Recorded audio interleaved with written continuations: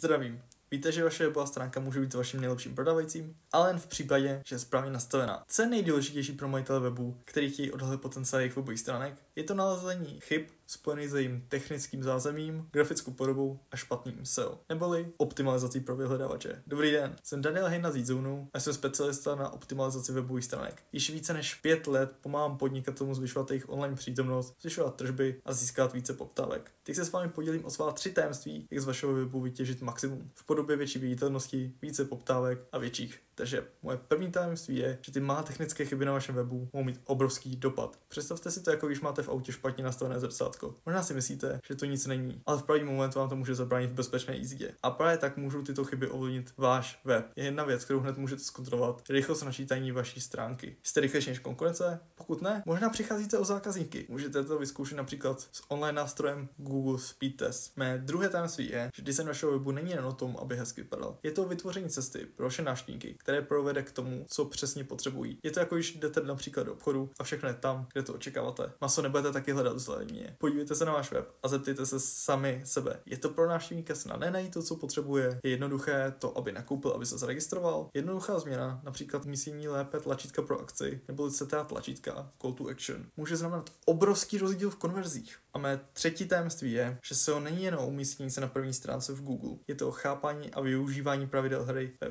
váš prospěch. Je to jako hrát šachy a být vždy o krok napřed před svým soupeřem. Mám hned pro vás proveditelný tip. Zaměřte se na klíčová slova, které jsou úzce spjata s vaším podnikáním a s vašimi zákazníky. Nejde jen o to být vidět, ale být viděn správnými lidmi. Správné klíčové slovo může přitáhnout zákazníka, který je přesně cílovka pro vás. A teď si možná říkáte, že vylepšení webové stránky a SEO je hra jen pro velké hráče s hlubokými kapsami, co? I malý podnikatel může na internetu dosáhnout velkých věcí, a to bez obrovských investic. Mnoho majitelů webů si ani neuvědomuje, jak velký potenciál se skrývá v jejich webových stránkách, jen proto, že nevědí, kde začít. A přesně pro vás jsem připravil možnost bezplatné analýzy webových stránek. Přemýšlejte jako o tom o nějaké zdravotní prohlídce. Váš web potřebuje mít nějaké standardy, které jsou specifické pro český trh. Tento trh má svá specifika, kterému musí odpovídat. V rámci bezplatné analýzy prozkoumáme technické aspekty, design a SEO vaší stránky a ukážeme vám, kde jsou příležitosti zlepšení právě pro vás. Ale pozor, tahle nabídka tady nebude na furt. Mé kapacity jsou omezené a chci se věnovat svým klientům vždy na 100%. Proto neváhejte a klikněte na odkaz níže pro bezplatnou analýzu zdarma. Vyhotovíme vám analýzu klíčových slov, strategii vaší webové stránky a co můžete na technickém řešení zlepšit. Přeji vám pěkný den a budu se těšit.